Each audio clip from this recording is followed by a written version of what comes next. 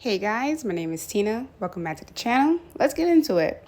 So today's topic is about Alicia Ortiz, University of Connecticut student, is illiterate. So she can't read and write. And this is an article. There's multiple articles out there. There's multiple, different standpoints on this topic and stuff. But I'm getting my resource from the New York Post, and I'm going to post the resource in the URL so that you guys can also catch up to speed. University of Connecticut student alleged that she cannot read or write despite graduating with honors from her high school. Crazy. And she is suing the Department of Education, which is like Hartford Board Education, for negligence in failing to provide adequate special education services. Insane. And I just wanted to address this because this is really an issue. Like, for real, really an issue. But there's no accountability. There's no, hey, it's my fault, I didn't study as much. There's no, hey, I tried to take tutoring. There's no, hey, they had me in the honors, in the honor roll during my graduation of high school, and I got accepted to college, but I still don't know how to read or write English. Now, the article that I'm like seeing is there is multiple articles online about this because it's just so shocking to a lot of people. But I think the most shocking part is that she actually graduated out of her high school in the honor roll and then still got accepted to a college and still don't know how to read or write. How does she get accepted to college? Like, isn't there a SAT? Do they still take SATs? I'm just saying, I'm a millennial. It's been a while since I have been in grade school, but I thought you had to pass with a certain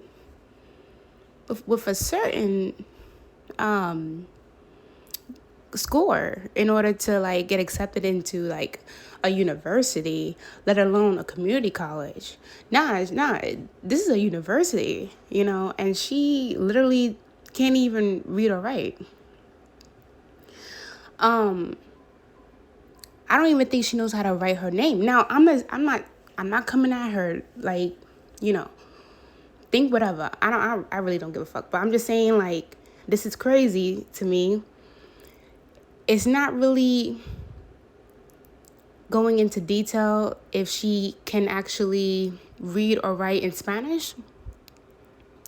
But during the interview, the guy opened up a book. It is a textbook in front of them on the table, and I think he asked her in the lines of, what does this page look like to you? Can you just and she just said, I just see words. I don't know. That's crazy to me.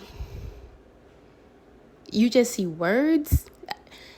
You're a college student. And I had to I wanted to just bring this up as a discussion because when I was a little Tina back in the day, she didn't like reading. I didn't like reading. I was more into math at one point than reading. So my mom noticed this. Of course, teachers definitely came up to her and was like, hey, Tina really needs to, step up her reading game and stuff like that. So my mom took it upon her hands to actually take me to bookstores. And, it was so funny, like recently we were talking and she did tell me that the Barnes & Noble downtown Brooklyn, they closed it down.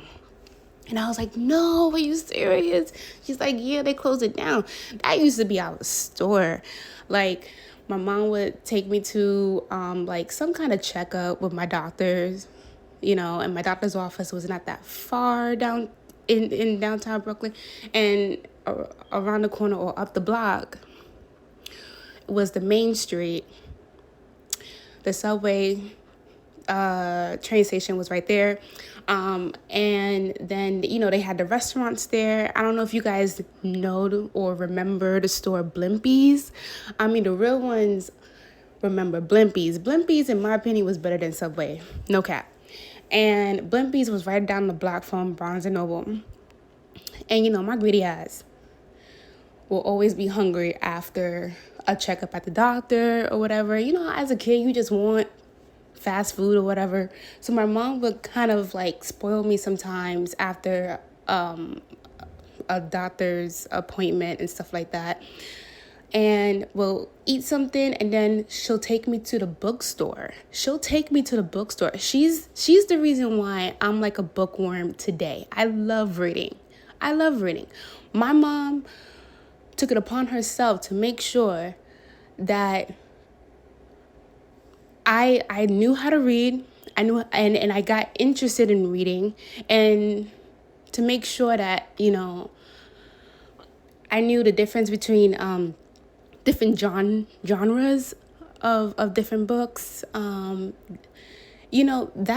Barnes & Noble location was fire because it was big. It had a kids section. It had a teen section. Starbucks was in there. Like, it was dope. And I love how my mom made reading fun for me. Man, like, I remember going into Barnes & Noble and going into the teen horror section. And I was big on Goosebumps series or the Fear Street series. I got into Harry Potter at this time, and I also got into like Stephen King. I was really like into horror back then. I'm still kind of am, but my mom made it so fun. And then also too, I had to practice reading out loud because in school they would read out loud to in school, in class and stuff. I'm so sorry, guys. They would read out loud to each other in the classrooms. So you had to learn how to read. Back in my day, you had to learn how to read. You had to participate. And then they did have like a program to make sure, like, if a student had like high anxiety or something like that, you were able to like have extra time on a test. You know what I'm saying? They don't have that anymore. I think they stopped that, like, I don't know which year exactly, but they were more invested in the education for the kids back in the time when I was in school. So to see this girl, and she, she's a pretty girl and stuff, but she can't read, she can't write. That's crazy. And you're in college, and then you want to sue the Department of Education? Like, I don't know. I'm kind of stumbling on my words a little bit. And I think that's just because I'm really passionate about this. There's a lot of things going on, but there's a lot of students that are just like her that are either in high school, college, or college graduates now. You got people that just graduated with their degrees and they don't even know how to work in that field as an entry level.